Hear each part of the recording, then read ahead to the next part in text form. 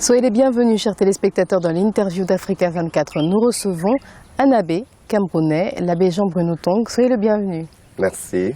Alors, nous allons parler de religion, bien sûr, et d'actualité d'ailleurs. Vous êtes abbé, vous êtes écrivain également. Et vous allez devoir lire la première question qui est posée sur cette table à haute voix, s'il vous plaît. Et nous allons en discuter juste après. Comment se porte l'Église camerounaise? Oh ben, c'est le Christ qui gouverne l'Église. Hein. Ce n'est pas une œuvre humaine, c'est une œuvre divine. Et l'Église qui est au Cameroun est aussi une œuvre divine en communion avec l'Église qui est à Rome, c'est-à-dire le Saint-Père, le Pape. Donc, elle avance, à petits pas peut-être, mais sûrement. Certains observateurs trouvent que dans certaines églises ou au Cameroun en général, il y a peut-être moins de fidèles en ce qui concerne l'Église catholique. Des fidèles, on va en parler un peu plus tard, mais qui se dirigent ailleurs. Mais qu'il y en a qui se désolidarisent, qui quittent l'Église. Mais on regarde seulement ceux qui partent, mais on ne regarde pas ceux qui viennent après. Tenez-moi ici, dans cette petite localité. À Sombo. Ah oui, voilà, vous l'avez bien prononcé. Mais le petit village s'appelle Ndoupé, le tout petit, donc prenons la petite localité. Moi, je baptise.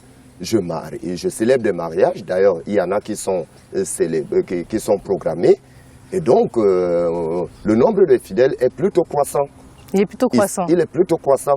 Mais tenez, quand la paroisse commençait, on ne pouvait pas imaginer dans cette petite localité qu'on aurait en un seul dimanche de Pâques 500 chrétiens, 600 chrétiens. Vous êtes à mi-chemin Douala et Yaoundé. Ben oui. Mais cette petite localité, nous les avons. Donc, on regarde peut-être 2 ou 3 qui sont partis et qui font peut-être du bruit, peut-être plus que ceux qui rentrent parce que les bébés ne font pas trop de bruit, mais nous baptisons quand même. Et qu'est-ce que vous faites pour, parce que souvent on parle de la jeunesse par exemple, pour attirer les jeunes? Alors, pour les jeunes, la méthode pastorale qui nous intéresse, c'est de plus en plus les préparer au challenge des siècles à venir. Il est incompréhensible que de nos jours, des jeunes qui soient dans nos lycées et collèges ne savent pas manipuler l'ordinateur, par exemple. Ce serait tout à fait absurde. Un premier point. Deuxième point, nous les intéressons. Maintenant, la méthode catéchétique n'est plus celle de questions-réponses où on mémorisait tout, mais nous sommes rentrés dans la compréhension du sujet. Donc vous êtes plus moderne? Moi, j'ai toujours horreur de ce sentiment de modernité et de non-modernité de l'Église. La Bible est-elle moderne? Son interprétation peut l'être. L'interprétation, c'est la méthode, c'est la Bible. Le Christ est le même hier, aujourd'hui et le sera demain. Donc la Bible reste la même. Certaines paroisses, par exemple, au Cameroun, voire archidiocèses, sont confrontées à quelques difficultés, parfois financières. Est-ce que c'est également, est-ce que vous avez fait ce constat-là? Est-ce que vous pensez qu'il peut y avoir des solutions? Est-ce que vous-même, vous y êtes confronté aussi? Notre église camerounaise sort, elle est encore toute fraîche des mains des missionnaires. Or, les missionnaires qui étaient arrivés étaient aidés par leurs propres frères qui sont en Occident. Et ou bien qui étaient en Occident. Donc, du coup, cette manne, entre guillemets, qui provenait de l'Occident, n'existe plus. D'où la grande injonction papale, depuis le temps de Paul VI, quand il était en Ouganda, il a dit, Africains, soyez vos propres missionnaires. Regardez autour de vous, dans cette petite localité, vous allez voir le palmier à huile qui pousse. Juste à côté, là, vous avez des champs de pastèques. Juste à côté encore, vous avez des champs et ainsi de suite.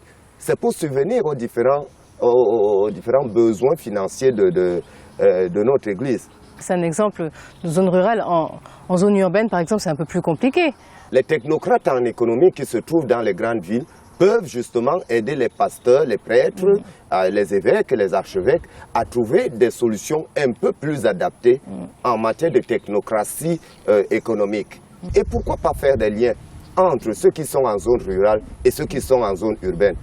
Qu'est-ce qui empêcherait qu'il y ait des passerelles, qu'on crée des ponts entre les différentes églises, les différentes communautés ecclésiales? Mais qui doit les créer, ces ponts? Mais c'est nous.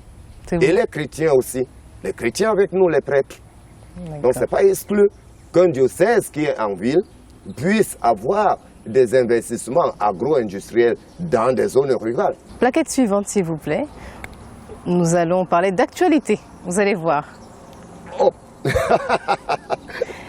Qu'est-ce qui est écrit? Boko Haram. Boko Haram, c'est une problématique. Même si le Cameroun n'est pas aussi touché que le Nigeria, il y a de plus en plus d'attaques. Est-ce qu'il y a un réel dialogue sociopolitique, interreligieux surtout, pour essayer de prévenir, pour essayer de sensibiliser, pour essayer de lutter d'une manière ou d'une autre contre ce qu'on voit approcher?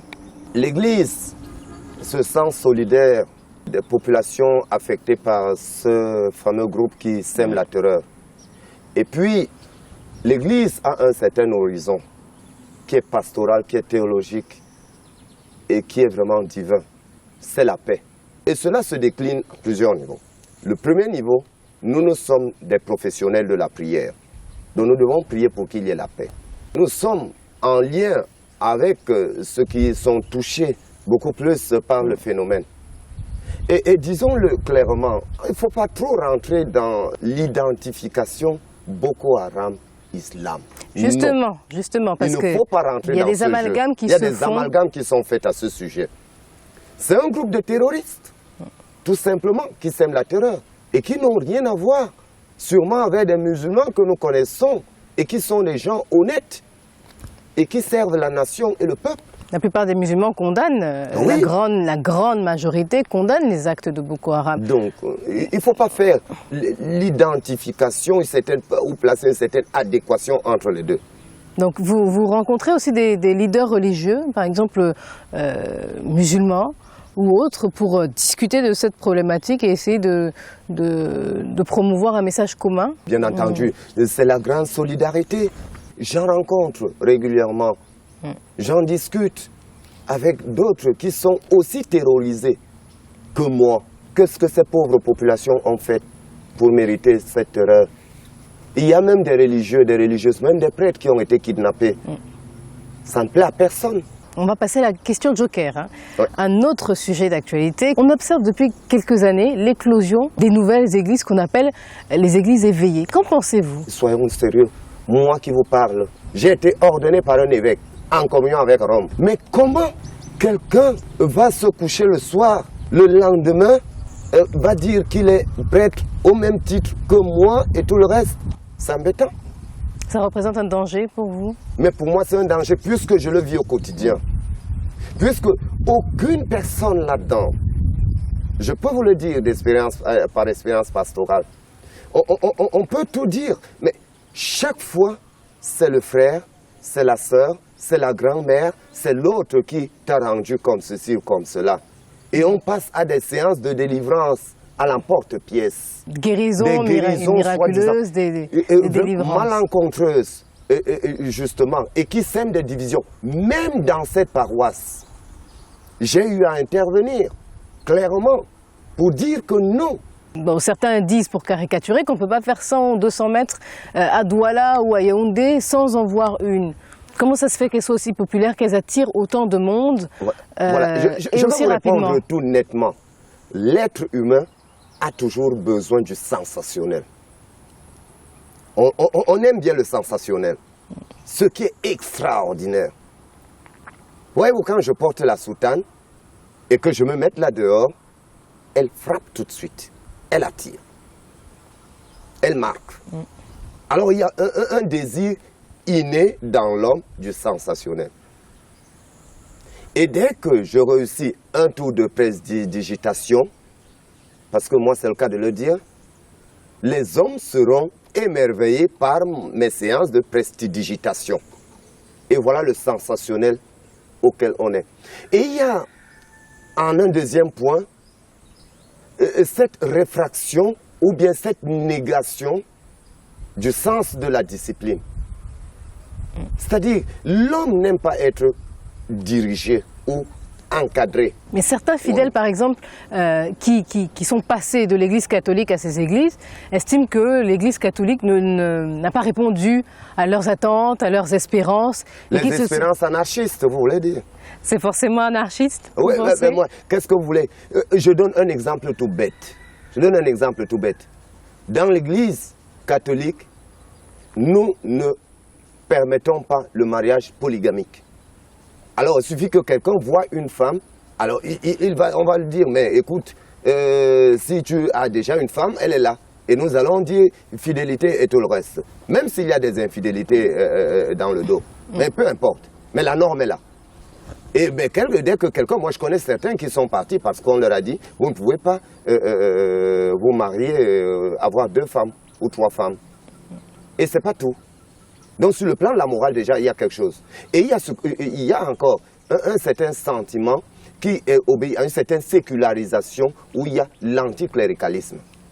Aussi. Voilà. Et donc cet anticléricalisme fait que les personnes qui sont là ne peuvent pas accepter être dans un certain temps. Donc moi aussi je peux être prêtre ou bien prophète comme tout le reste. Et on entendra parler de prophète, de prophétesse et de tout le reste. Abbé Jean-Bruno Tong, merci d'avoir accepté de répondre à nos questions. Merci aussi à vous. Et merci chers téléspectateurs, c'était donc l'interview d'Africa 24 au Cameroun. À bientôt.